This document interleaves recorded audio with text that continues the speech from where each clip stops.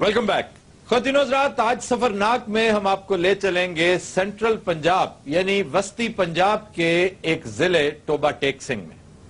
ٹوبہ ٹیک سنگھ فیصل آباد کے اور جھنگ کے قریب دو بڑے اضلاع کے درمیان واقع ہے. یہ سارے کا سارا علاقہ ساندل بار ہی کا علاقہ تھا. آپ کو یاد ہوگا فیصل آباد ڈسکس کرتے ہوئے ہم نے ساندل بار کا تذکرہ کیا تھا.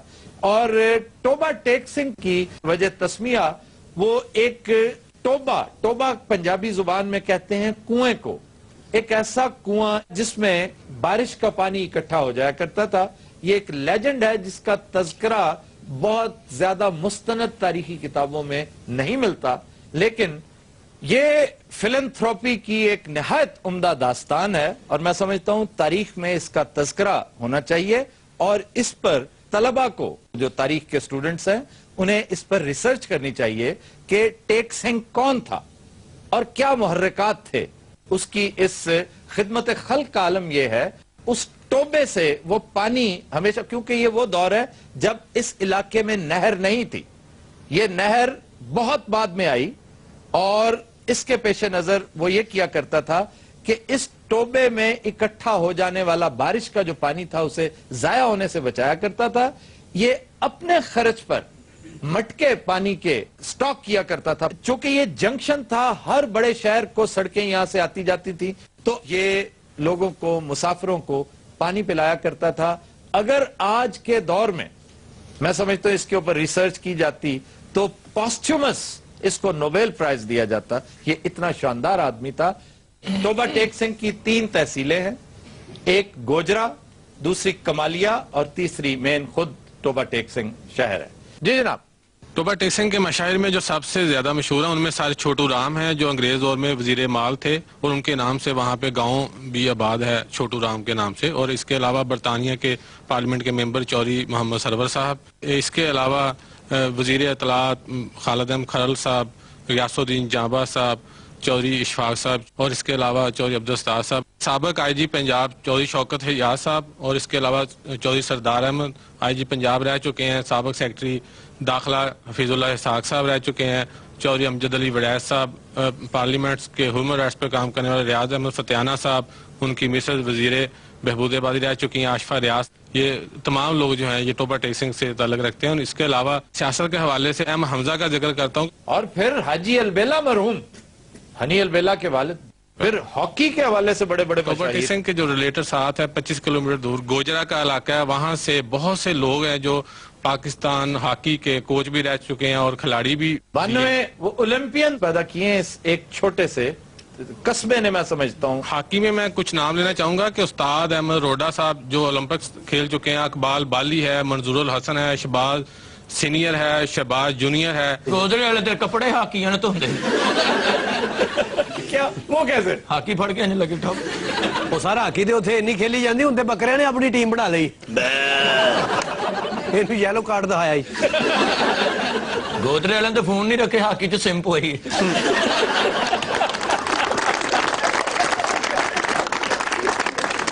اچھا، ایک کسان کانفرنس ہوئی تھی 70 میں غالباً 1970 میں کسان کانفرنس پاکستان کی سب سے بڑی کسانوں کی کانفرنس تھی جس میں مولانا بشانی صاحب اور اس کے صدر تھے فتح محمد صاحب. یعنی کسانوں کی مزاحمتی تحریک جو ہے اس کا آغاز اسی سرزمین سے ہوا تھا.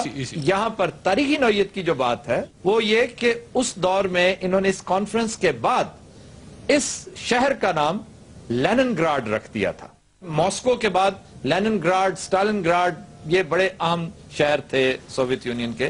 تو اس کے جواب میں سنی تحریک نے ایک کانفرنس کی تھی اور اس کے جواب کے طور پہ اس شہر کا نام دارالسلام رکھا گیا تھا. لیکن ٹیک سنگھ کی خدمات کو دیکھتے ہوئے اس کا نام چینج نہیں ہو سکا. بہرحال اس کا نام چینج کیا گیا لیکن اس کا نام ٹوبہ ٹیک سنگھ ہی رہا ہے. ٹوبہ ٹیک سنگھ میں پولٹری کا جو سب سے بڑا ایریا ہے وہ کمالیہ. کمالیہ سے پولٹری جو ہے پورے پنجاب میں سپلائی کی جاتی ہے اور کھدر کے حوالے سے کمالیہ کا ایک نام پورے پاکستان میں مشہور ہے. اس کے علاوہ ٹوبہ ٹیک سنگھ میں پانی کا بہت بڑا مسئلہ ہے جس کی وجہ زمینیں جو ہیں وہ بنجر ہو رہی ہیں. دوسرا خواتین میں گندا پانی ہونے کی وجہ خواتین میں چھاتی کا کینسر اور بچوں کی شرح مواد اور ہیپاٹائٹس سی جو ہے وہ تیزی سے وہاں پہ پھیلا. جی جناب.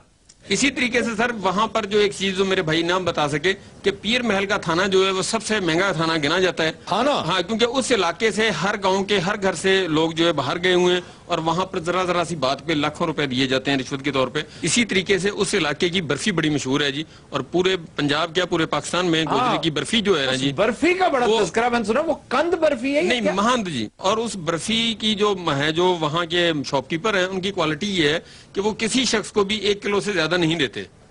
तो उन्हें ये नहीं है कि आप जाके उन्हें कहें कि हमें 10 किलो दे दो, कहते नहीं जी 1 किलो है ताकि बाकी लोगों को भी वाह मिले। वाह, ਉੱਥੇ ਪਾਬੰਦੀ ਹੈ ਜੀ ਬਰਫੀ ਲੈਣ ਤੇ, ਲੋਕਾਂ ਨੇ ਆਪਣੇ ਪਰਮਿਟ ਬਣਾਏ। इसका क्या मतलब है? ਸਾਰੇ ਉੱਥੇ ਲਾਇਸੈਂਸ ਬਣੇ ਨੇ ਉਹਨਾਂ ਦੇ, 1 ਕਿਲੋ ਤੋਂ ਜ਼ਿਆਦਾ ਲੈਣੀ ਹੋਵੇ ਤੇ ਡੀਸੀ ਉਹਦੇ ਸਾਈਨ ਕਰਾਉਂਦੇ ਨੇ। ਲਾਇਸੈਂਸ ਬਣਦਾ। ਬਲਕਿ ਇੰਨੀ ਕਿ ਮਠਿਆਈ ਡੀਸੀ ਨੂੰ ਵੀ ਦਿੰਦੇ ਨੇ। ਪੁਲਿਸ ਵਾਲੇ ਜੀ ਨਾਕੇ ਤੇ ਬੰਦੇ ਨੂੰ ਰੋਕ ਕੇ ਮੂੰਹ ਸੁੰਘਦੇ ਨੇ, ਮੂੰਹ ਸੁੰਘਾਇਆ ਬਰਫੀ ਤੇ ਨਹੀਂ ਖਾਧੀ ਤੂੰ? ਉਹ ਬਰਫੀ ਸਿਗਰਟ ਚ ਪਾ ਕੇ ਪੀਂਦੇ। ਉੱਥੇ ਤੇ ਸਰ ਬਰਫੀ ਜਦੋਂ ਕਾਰਖਾਨੇ ਬਣਾ ਕੇ ਬਾਹਰ ਲਿਆਂਦੇ ਨੇ ਨਾ, ਨਾਲ ਪੂਰੀ ਪੁਲਿਸ ਦੀ ਗਾਰਡ ਹੁੰਦੀ ਹੈ। 6 ਸਿਪਾਹੀ ਇੱਧਰ 6 ਇੱਧਰ ਗੰਨਾ ਤਨੀ ਹੁੰਦੀ ਉਹਨਾਂ ਨੇ। ਬਰਫੀ ਪਲਾਉਂਦੀ ਕਿਹੜੀ ਗੱਡੀ 'ਚ? ਜਿਹੜੀ ਬੈਂਕ ਦੀ ਗੱਡੀ ਨਹੀਂ ਹੁੰਦੀ, ਸਿਕਿਉਰਿਟੀ ਲਿਖਿਆ ਹੁੰਦਾ ਉਹਦੇ ਤੇ ਬਰਫੀ ਆਉਂਦੀ। ਬਰਫੀ ਦੀ ਉੱਥੇ ਇੱਜ਼ਤ ਬੜੀ ਹੈ ਸਰ। ਬਰਫੀ ਖਾਣ ਤੋਂ ਪਹਿਲੇ ਉਹਨੂੰ ਸਲੂਟ ਵੱਜਦੇ ਨੇ। वैसे ये बहुत बड़ी बात है, मैं समझता हूं कि ऐसी शानदार, मतलब ये वाकई सौगात है। और जिसने भी जिसे मौका मिले गोजरा जाने का, वो बर्फी जरूर खाए, और वही बर्फी जो असली है। ਸਰ ਜੀ ਉੱਥੇ ਤੇ ਬੱਚਾ ਖਾ ਰਹੇ ਵੇ ਤੇ ਉਹਦੇ ਪਿਓ ਨੂੰ ਲੋਕੀ ਜਾ ਕੇ ਦੱਸਦੇ, ਧਿਆਨ ਕਰ ਤੇਰਾ ਮੁੰਡਾ ਬਰਫੀ ਤੇ ਲੱਗ ਗਿਆ। ਯਾ ਕਾਰੀਗਰ ਦੀ ਕਿੰਨੀ ਹਿਫਾਜ਼ਤ ਹੁੰਦੀ ਹੋਏਗੀ ਉੱਥੇ ਜਿਹੜਾ ਬਰਫੀ ਬਣਾਉਂਦਾ। ਕਾਰੀਗਰ ਨੂੰ ਤੇ ਬਾਹਰ ਨਹੀਂ ਆਣ ਦਿੰਦੇ ਜਿਵੇਂ ਐਟਮੀ ਸਾਇੰਸਦਾਨ ਨੇ। तो विनोद साहब, तुम देते हैं एक ब्रेक, हमारे साथ रहिएगा।